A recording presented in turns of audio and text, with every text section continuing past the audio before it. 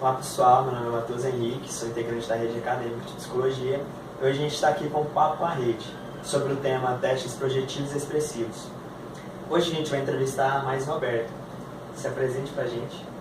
Então, meu nome é Maísa Roberto, sou psicóloga, formada pela PUC Goiás, na turma de 2012, e tenho trabalhado com os métodos projetivos, a avaliação psicológica em si, principalmente métodos projetivos, desde a época da graduação. Então, desde 2010, eu já trabalho com pesquisas relacionadas aos métodos projetivos e já atuei na área de avaliação, desde quando eu formei na área clínica. Atualmente, estou trabalhando no sistema prisional de Goiânia, realizando o exame criminológico, e essa tem sido a minha trajetória até aqui. Realizo também avaliação psicológica, com foco em orientação profissional, então a orientação profissional que eu trabalho, eu gosto sempre de utilizar a avaliação psicológica para dar um respaldo, e também atuo como assistente técnico, perito na área jurídica. E o que são os testes projetivos?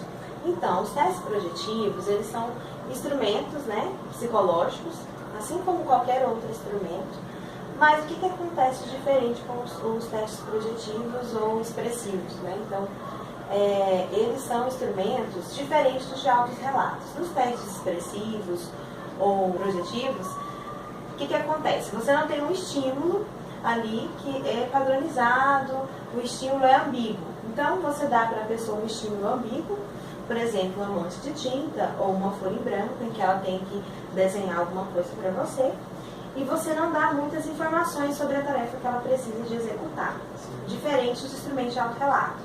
Os instrumentos de autorrelato, eles são mais, digamos, não é padronizados, mas eles são, a pessoa sabe o que é esperado dela, então eles são mais objetivos, essa é a palavra que eu acho que se enquadra melhor.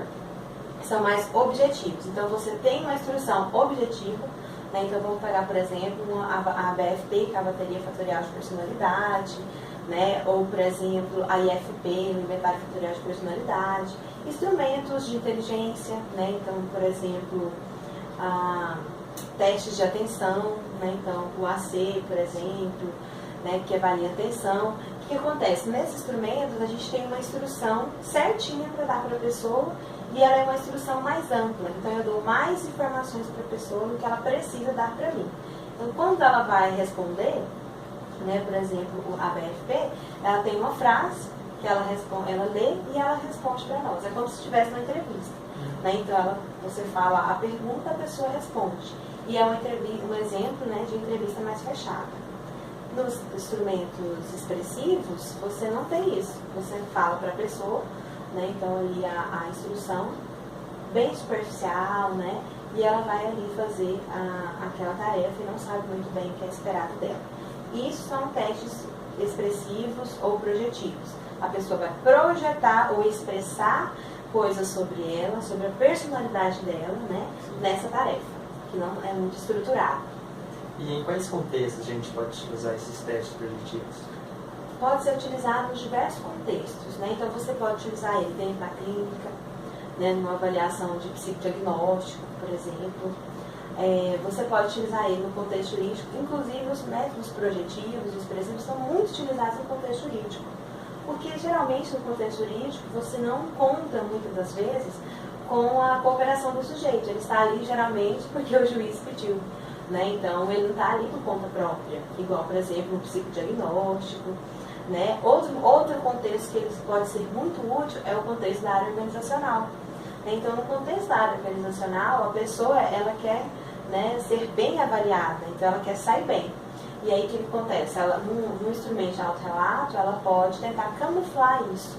Então, ela pode falar coisas que ela sabe que todo mundo gostaria de ouvir.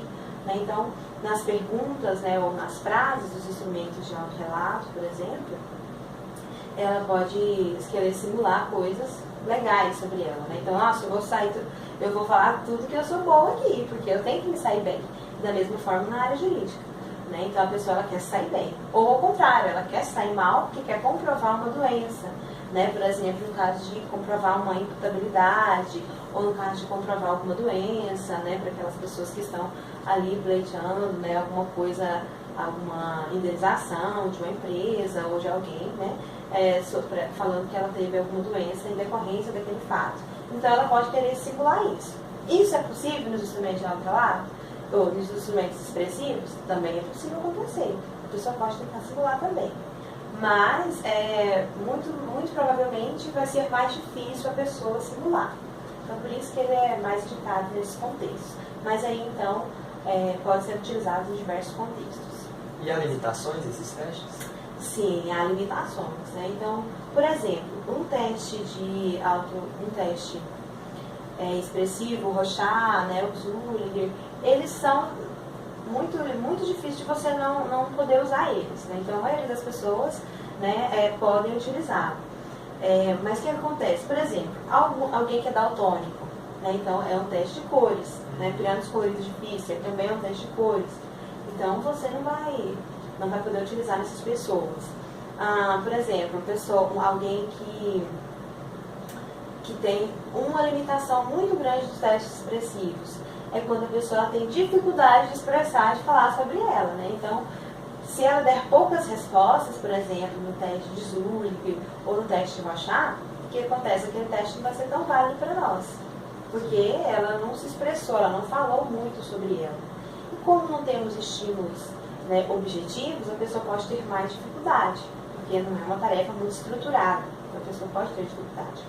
Por exemplo, em testes expressivos, como o palográfico, o HTP, né, que são também gráficos, se a pessoa tiver problemas de psicomotricidade, ela também vai ter dificuldade para poder utilizar aquela técnica, sair bem.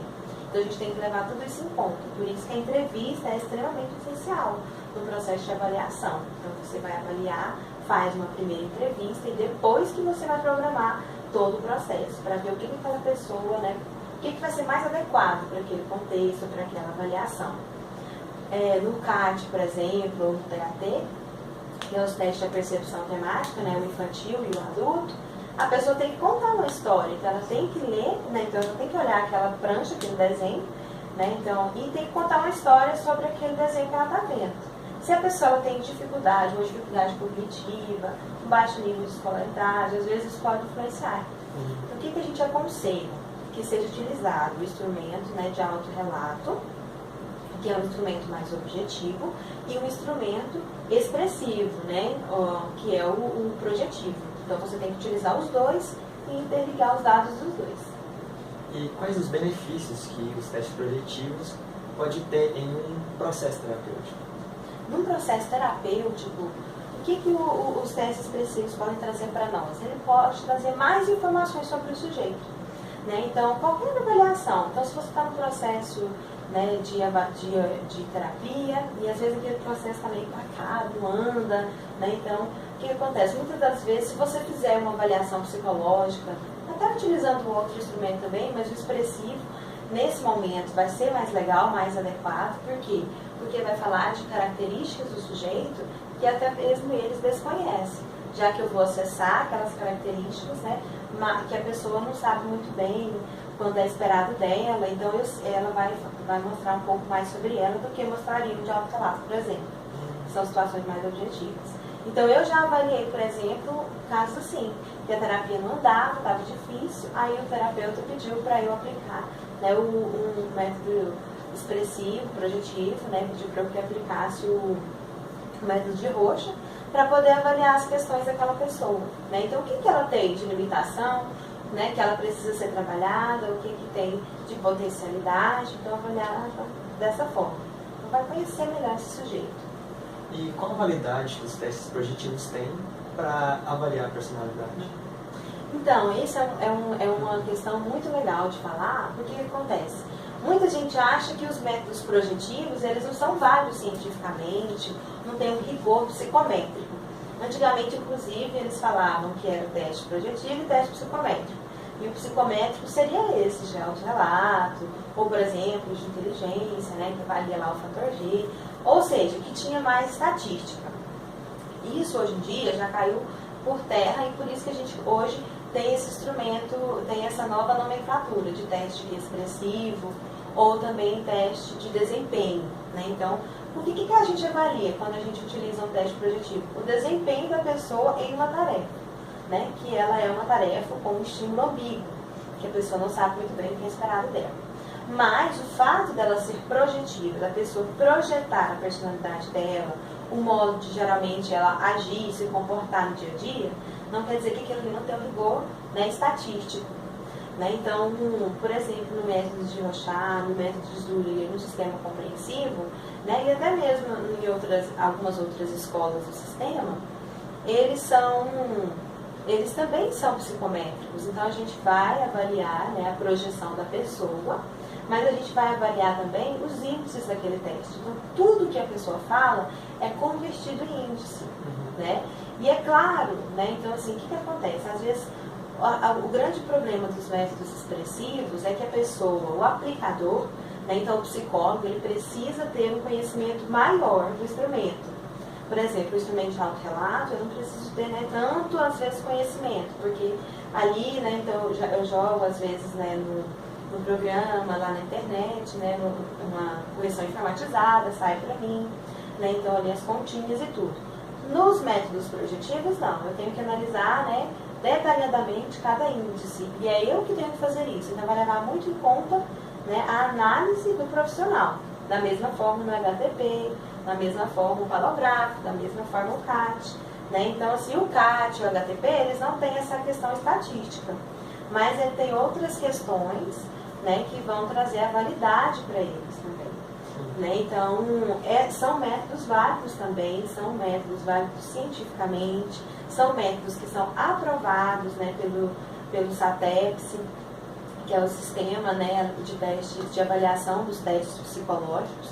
É bem interessante, depois o pessoal vai colocar o link para quem não conhece, e vocês entrarem, conhecerem o site, né, conhecerem os itens que são precisos para que o teste seja validado cientificamente, para que ele seja válido e seja aprovado para o uso. Né? Então tem todo um rigor científico ali também. Né? Então não é porque ele é projetivo que ele não tem um rigor científico. O fato de pensar que não tem é porque muitos acham que é uma análise interpretativa qualitativa. Então, para analisar qualitativamente, você tem que tomar muito cuidado, você tem que ter um arcabouço teórico, né, um respaldo teórico muito grande.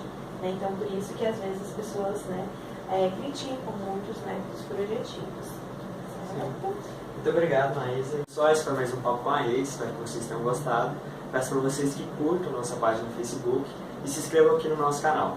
Valeu!